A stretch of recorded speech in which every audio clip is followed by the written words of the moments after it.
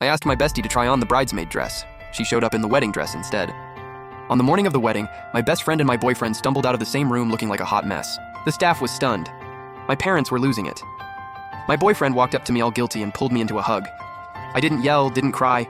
I calmly offered to hand them the entire wedding. My bestie was so smug. What she didn't know was that just moments ago, when he hugged me, the jade pendant my grandma left me shattered. My grandma always said, if the jade breaks, it's blocking a disaster, a catastrophic one.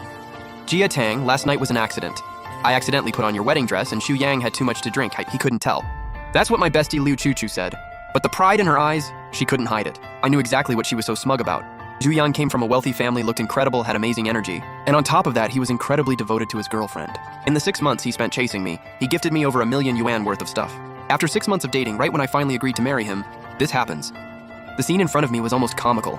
Liu Chuchu was wearing what was left of the wedding dress, ripped to shreds. The marks on her exposed skin made it very clear what went down the night before.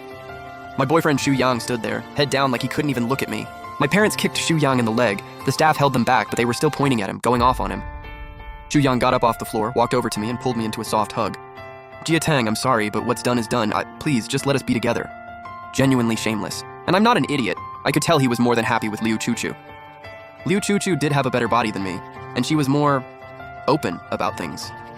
Xu Yang had hinted at it plenty of times while we were together, but I wanted all that to wait until after marriage.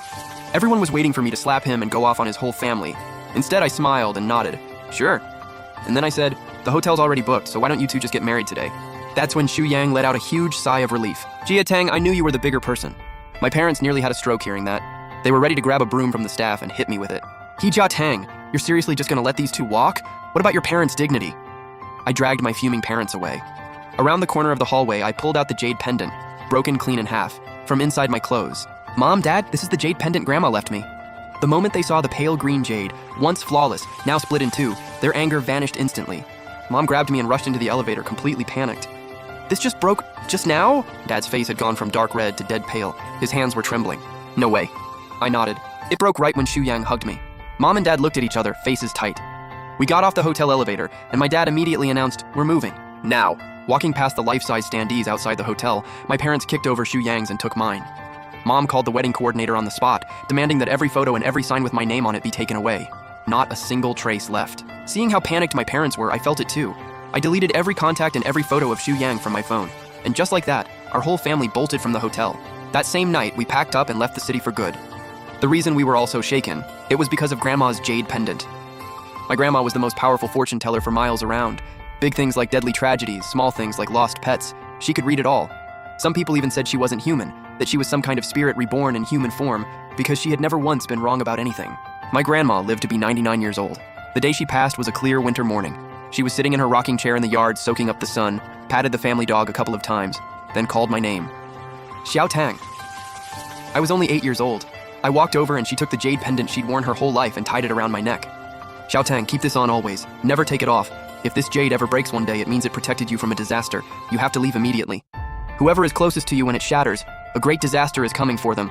A catastrophic one. I didn't get it at the time. I innocently asked, what kind of disaster, Grandma?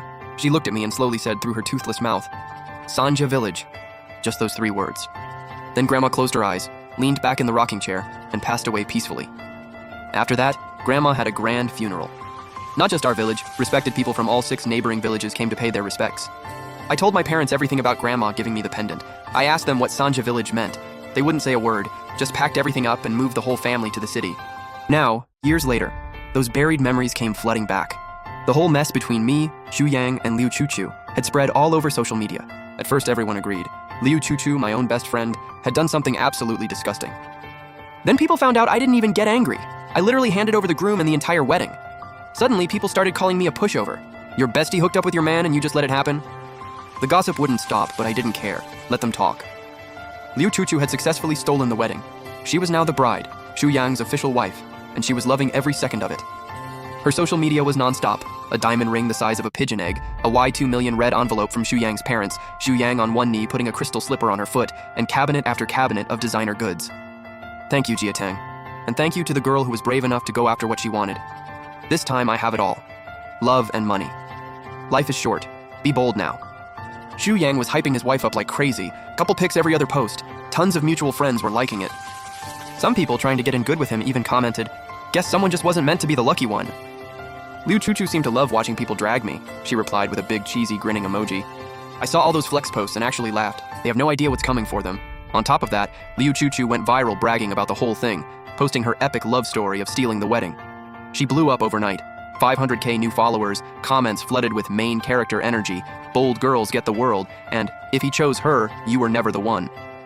News got out that my parents and I had packed up and left overnight. The people already calling me spineless laughed even harder, saying my whole family was the same, pathetic and scared. I didn't care what they said about me, but seeing people drag my parents into it, I couldn't hold back. I left a comment on Liu Chuchu's post. Hate on me all you want, but why bring my parents into it?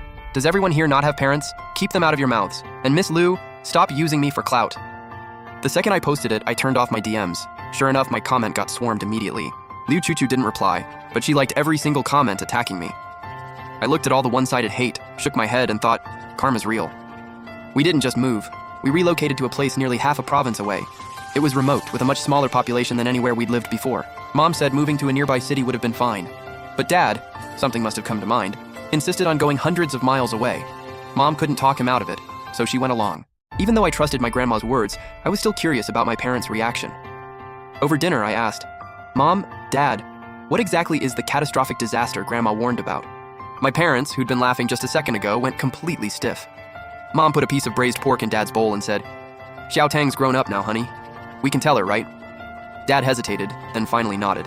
Go ahead. I was on the edge of my seat. A catastrophic disaster, like a natural disaster. You remember Sanja Village, right? Mom's face went dead serious. I nodded.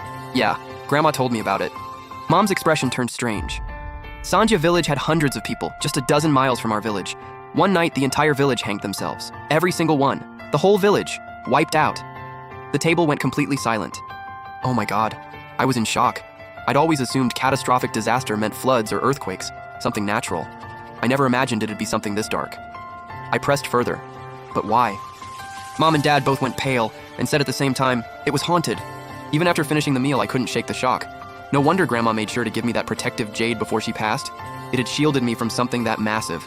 She didn't just spend her whole life reading fortunes for others. She'd read mine too. Thinking about Sanja Village still gave me chills. Hundreds of people dead in a single night. That's a true tragedy. And according to my parents, whatever was about to happen to Shu Yang